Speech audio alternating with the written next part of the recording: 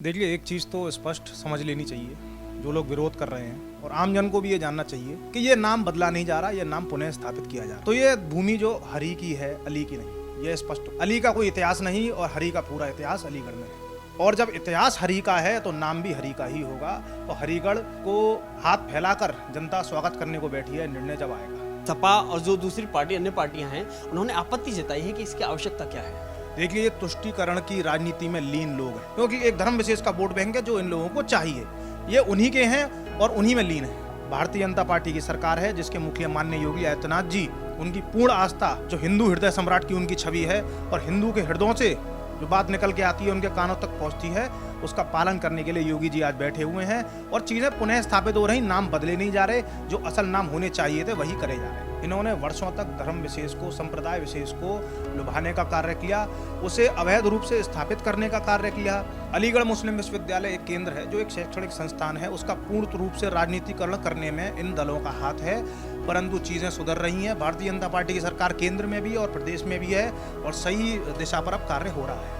देखिए, जो प्रदेश और केंद्र की सरकार है वह प्रतिबद्ध है अराजकता के खिलाफ, आतंक के खिलाफ। ये जो आपने जो गतिविधियां बताई हैं आतंक की श्रेणी में आती हैं मेरे अनुसार। तो एक अवैध भूमि को कब्जाने का कार्य था और लैंड जिहाद, जिसे मैं प्रॉपरली अगर टर्म दूं तो लैंड जिहाद कहा जा सकता है। एक लैंड जिहाद की योजना से, योजनाबद्ध तरीके से एक भूमि को कब्जा कर कब्रिस्तान बनाया गया। देखिए, कई ऐसी परंपराएं हैं, कई ऐसी योजना गतिविधियां हैं जो चल रही हैं वहाँ पे। मैं स्वयं अलीगढ़ मुस्लिम विश्वविद्यालय का एक छात्र रहा हूँ और मुझे उस बात पे गर्व है। उनको धर्मांतरण कराने का काम ये लोग करते थे, जिसका एटीएस ने भांडाफोड़ किया। देखिए, जायज बात है, एटीएस वहाँ आएगा तो चीजें एक्सप्लोर होंगी, चीजें जनता के सामने आएंगी। नमस्कार, मैं हूं केशव मालान और आज हम बात करेंगे अलीगढ़ को लेकर, जहां अलीगढ़ का नाम बदलने को लेकर के एक विवाद छिड़ा हुआ है।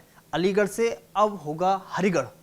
आखिर इस पर समस्या क्या है और किन लोगों को समस्या है, इसी मुद्दे पर बातचीत करने के लिए हमारे साथ मौजूद हैं अलीगढ़ से एएमयू के पूर्व छात्र निशित शर्मा जी। बहुत बहुत स्वागत है आपका खबर इंडिया। देखिए, एक चीज़ तो स्पष्ट समझ लेनी चाहिए, जो लोग विरोध कर रहे हैं, और आम जन को भी ये जानना चाहिए कि ये नाम बदला नहीं जा रहा, ये नाम पुनः स्थापित किया जा रहा है।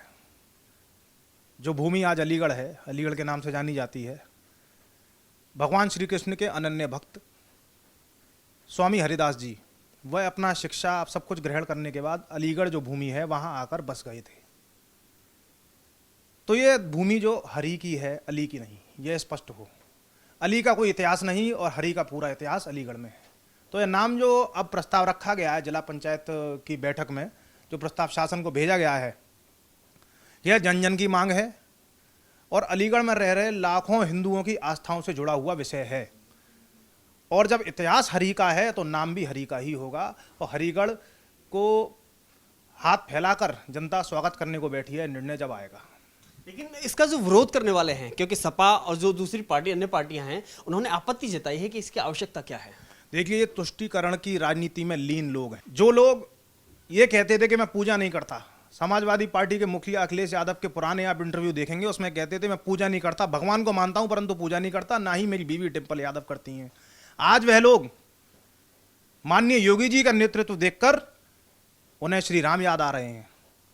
जो लोग टोपी पहनकर रोजा इफ्तार में विश्वास रखते थे, आज उन्हें राम याद आ रहे हैं और अपने ही बाशिंदों से, और जिस समुदाय विशेष को, जिस धर्म विशेष को ये तुष्टीकरण के नाते जिन्हें लुभाना चाहते हैं, उन लोगों से इस प्रकार का विरोध करा रहे हैं। क्योंकि एक धर्म विशेष का वोट बैंक है जो इन लोगों को चाहिए, ये उन्हीं के हैं और उन्हीं में लीन है। एक और बात जब आती है, अभी हाल ही में हम जो अलीगढ़ से एक इंटरव्यू किया तो हम पब्लिक ओपिनियन जब बात की तो एक व्यक्ति उसमें मुस्लिम खड़ा हुआ, जब हम उससे नाम पूछते हैं कि आपका नाम क्या है तो नाम नहीं बताता है। दूसरे लोग कमेंट टिप्पणी करते हैं कि अब्दुल और बाबर की औलाद है।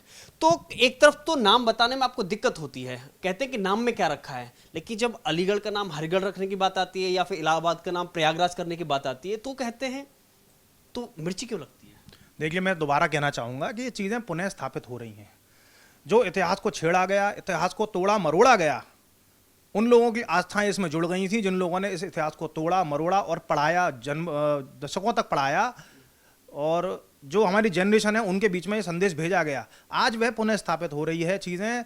भारतीय जनता पार्टी की सरकार है जिसके मुखिया माननीय योगी आदित्यनाथ जी, उनकी पूर्ण आस्था जो हिंदू हृदय सम्राट की उनकी छवि है और हिंदू के हृदयों से जो बात निकल के आती है उनके कानों तक पहुंचती है, उसका पालन करने के लिए योगी जी आज बैठे हुए हैं और चीज़ें पुनः स्थापित हो रही। नाम बदले नहीं जा रहे, जो असल नाम होने चाहिए थे वही करे जा रहे हैं। देखिए इन सब चीज़ों का जो केंद्र बनता है वो अलीगढ़ क्यों बनता है? क्योंकि अगर हम बात करें रोहिंग्याओं की, क्योंकि कहीं ना कहीं जब से एक कानून आया है उसको लेकर के हम लगातार देख रहे हैं अलीगढ़ से रोहिंग्या जो छुपे हुए हैं, वो उसका एक पीछे की जो रणनीति है रोहिंग्याओं को छुपाना, आखिर वो कौन लोग हैं? देखिए, पूर्व में जिस प्रकार से केंद्र में इंडियन नेशनल कांग्रेस की सरकार रही और प्रदेश में समाजवादी पार्टी की सरकार रही, तुष्टीकरण की राजनीति पे विश्वास करने वाले यह लोग, इन्होंने वर्षों तक धर्म विशेष को, संप्रदाय विशेष को लुभाने का कार्य किया, उसे अवैध रूप से स्थापित करने का कार्य किया। जैसे कि आप रोहिंग्या की बात कर रहे हैं, कई ऐसे रोहिंग्या मुस्लिम हैं जो अलीगढ़ में बसाए गए, उन्हें मतदाता बनाकर प्रयोग किया गया समाजवादी पार्टी की सरकार में और कांग्रेस के शासनकाल में।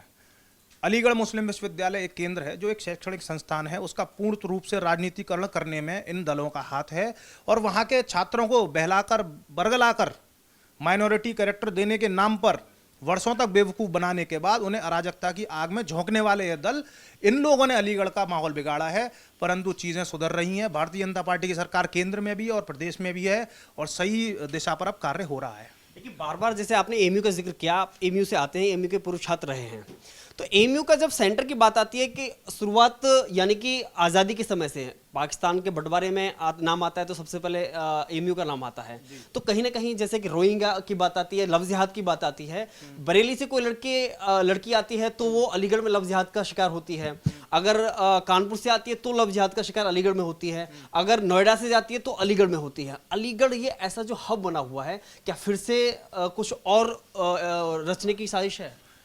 देखिए, जो प्रदेश और केंद्र की सरकार है वह प्रतिबद्ध है अराजकता के खिलाफ, आतंक के खिलाफ। ये जो आपने जो गतिविधियां बताई हैं आतंक की श्रेणी में आती हैं मेरे अनुसार। तो जो कांग्रेस ने और समाजवादी पार्टी सरकार ने जो बीज बोए थे, जो वृक्ष बन चुके थे, अब उन वृक्षों को काटने का कार्य भारतीय जनता पार्टी की सरकार कर रही है। अलीगढ़ केंद्र इसलिए बना क्योंकि अराजक लोगों को और देश विरोधी लोगों को और समाज को बांटने वाले लोगों को इकट्ठा करके अलीगढ़ को एक एपिसेंटर बना के उसमें बसाया गया, जिसमें आप देखें कि कई ऐसी संस्थाएं चल रही हैं जिनकी फॉरेन फंडिंग आती है और कई ऐसी चीज़ें हैं जिस पे जांच भी चल रही है। एटीएस अपना काम कर रहा है, जो सरकारी खुफिया एजेंसियां वह अपना कार्य कर रही हैं। जब इन चीज़ों की जांच होगी तो ये निकल के आएगा कि कई ऐसा जो एक स्रोत है पैसों का वह लाकर यहाँ स्थापित किया जाता है, किया गया था, जिस पे पूरी तरीके से अब इनकी कमर तोड़ी जा रही है। इसी कारण यही रोहिंग्या और यही अराजक गतिविधियाँ उत्पन्न हुई। उसके पीछे की अगर बात करें, जैसे कि आपने कहा फंडिंग आ रही है, तो कौन ऐसे लोग हैं जो इसको बढ़ावा देना चाहते हैं, जो कहीं ना कहीं केंद्र बनाना चाहते हैं अलीगढ़ को? देखिए, कई ऐसे समाजवादी पार्टी के नेता हैं, कांग्रेस के नेता हैं, जो खुलेआम सपा की सरकार में ये कहा करते थे कि जो दंगे का आरोपी है मेरे घर में बैठा है उसे आके गिरफ्तार करो। तत्कालीन जो विधायक थे, विधानसभा कोल पड़ती है अलीगढ़ में, जमीरुल्लाह, उस व्यक्ति ने ये बात कही थी। कई ऐसी घटनाएं हैं, कई ऐसी चीज़ें हैं जहां आतंक का समर्थन करने वालों को समाजवादी पार्टी का चोला ओढ़कर देखा गया है। यही वह लोग हैं जो साइकिल वाले, कुछ पंजे वाले, यही वह लोग हैं जो इन आड़ों में, इन राजनीतिक दल की आड़ में ऐसी राष्ट्र विरोधी गतिविधियां करते हैं। अगर लोकल मुद्दे की बात करें तो अब आपने ज़मीरुल्लाह का नाम लिया, जो पूर्व सपा के विधायक रहे। अलीगढ़ में जो कब्रिस्तान जो जबरदस्ती घोषित किया गया, एक ज़मीन को उस पर अवैध रूप से निर्माण कराया गया, उसके बाद में वो कौन सी दबंगई है, उसके बाद में फिर दोबारा से उसे कब्रिस्तान बनाने की कोशिश की जा रही है? देखिए, वर्ष 2013-14 में जब तत्कालीन समाजवादी पार्टी के जो उस विधानसभा के संबंधित विधायक थे, हाजी ज़मीरुल्लाह इसका नाम है, उस व्यक्ति ने एक अवैध बाउंड्री कराकर, एक विवादित भूमि पर अवैध बाउंड्री कराकर, और उस बाउंड्री का खर्चा उस व्यक्ति की, उन विधायक जी की विधायक निधि से आया। संबंधित विभाग ने उसे पैसे डाले और वह बाउंड्री बनी। एक अवैध भूमि को कब्जाने का कार्य था और लैंड जिहाद, जिसे मैं प्रॉपरली अगर टर्म दूं तो लैंड जिहाद कहा जा सकता है। एक लैंड जिहाद की योजना से, योजनाबद्ध तरीके से एक भूमि को कब्जा कर कब्रिस्तान बनाया गया। अब जिस प्रकार से जल निगम ने वहाँ ट्यूबवेल बनाने के लिए, एक वेलफेयर का काम है, समाज सेवा का काम है, अगर किसी जगह पे ट्यूबवेल बनेगा, आमतौर पे हम देखते हैं शमशानों में, मरघटों में ट्यूबवेल बनते हैं, पानी की सुविधा हो, सब कुछ हो, तो जब बाउंड्री टूटती है तो वही लोग ईंट पत्थर, जिस प्रकार से आपने ये देख लिए जो प्रयोग शाहीन बाग में किया गया, CA-NRC की आड़ में जो दंगे भड़काए गए, वही प्रयोग उस रात करने का काम कर रहे थे। तब हम लोगों ने, सब लोगों ने, जो समाज के हितैषी हैं, जो समाज हितैषी पक्ष है, राष्ट्रभक्त पक्ष है, उसने जाकर के इस चीज़ में इंटरवीन किया, इसे रुकवाया, और अब जाके शासन जो है, प्रशासन जो है, अपना निर्णय लेगा।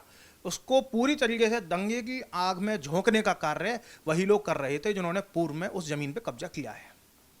एमयू का जब नाम आता है, अलीगढ़ का जैसे ही नाम आता है, सबसे पहले एमयू का नाम आता है। आपने अभी जिक्र किया, चाहे तो सीए एनआरसी का विरोध हो, एनआरसी का विरोध हो, चाहे फिर वो धर्मांतरण का जब बात आती है, मूक बधिर को धर्मांतरण कराना, तो भी कहीं ना कहीं एमयू केंद्र बनता है। तो बार बार जो विरोध के जो स्वर आते हैं, एमयू क्यों? देखिए, कई ऐसी परंपराएं हैं, कई ऐसी योजना गतिविधियां हैं जो चल रही हैं वहाँ पे। मैं स्वयं अलीगढ़ मुस्लिम विश्वविद्यालय का एक छात्र रहा हूँ और मुझे उस बात पे गर्व है, परंतु उन लोगों का विरोध करना हमारा हक है और हमें करना भी चाहिए जो अलीगढ़ मुस्लिम विश्वविद्यालय की आड़ में अराजकता फैलाने का, राष्ट्र विरोधी गतिविधियों का काम कर रहे हैं। जिस प्रकार से आपने धर्मांतरण विषय की बात करी, रिलीजियस स्टडीज का एक डिपार्टमेंट है, उस डिपार्टमेंट के तहत कई ऐसी सेमिनार ऑर्गेनाइज की जाती हैं। जिस तरह से आपके संज्ञान में होगा, उमर गौतम जो आरोपी था धर्मांतरण का, मुक बधिर छात्रों को और जो नॉन टीचिंग स्टाफ है और जो कर्मचारी है उनको धर्मांतरण कराने का काम ये लोग करते थे, जिसका एटीएस ने भांडाफोड़ किया। उस व्यक्ति का कैनेडी ऑडिटोरियम, जो ऐतिहासिक ऑडिटोरियम है अलीगढ़ मुस्लिम विश्वविद्यालय, वहाँ एक फुल फ्लैश संबोधन करवाया गया था, उसको बुलाया गया था अतिथि के तौर पर। उसने अपनी योजनाएं गिनाई थी। यह सब तब चलता था जब इन लोगों को बढ़ावा मिलता था और इनके जो आका हैं वो दिल्ली में संसद में बैठा करते थे। आज वे आका भी बदल चुके हैं, इनकी गतिविधियाँ भी खत्म हो चुकी हैं। तो यही लोग जिम्मेदार हैं अलीगढ़ मुस्लिम विश्वविद्यालय को बदनाम कराने में, और इनको एक्सपोज करने में हम कहीं भी कसर नहीं छोड़ेंगे। लेकिन जब दारुल उलूम यानी कि देवबंद में एटीएस का सेंटर खोलने की बात आती है आतंकी गतिविधियों को अंकुश लगाने के लिए, तो उसका विरोध किया जाता है। देखिए, जायज़ बात है, एटीएस वहाँ आएगा तो चीज़ें एक्सप्लोर होंगी, चीज़ें जनता के सामने आएंगी। गलत गतिविधियों पे पर्दा डला रहे, यही इनकी मांग रहती है, यही इनकी चाहत रहती है। एटीएस वहाँ आएगा तो चीज़ें एक्सप्लोर होंगी, और इसीलिए ये विरोध कर रहे हैं, क्योंकि जिसकी गतिविधियाँ गलत हैं, डर उसी को लगेगा। डर तो मुनव्वर राणा को भी लग रहा है कि अगर दोबारा योगी सीएम बनते हैं तो यूपी छोड़ के चला जाऊंगा। नहीं, मुनव्वर राणा की जो स्थिति स्पष्ट है, जिसको हम एक शायर के रूप में, जिसका महिमा मंडन हुआ करता था, आज वह व्यक्ति सबसे बड़ा देश विरोधी तत्व भारत में अगर कहा जाए तो ये अच्छी बात है कि ऐसे लोग, इनका असली जो चेहरा है वो सामने निकल कर आ रहा है। चलिए, बहुत बहुत धन्यवाद।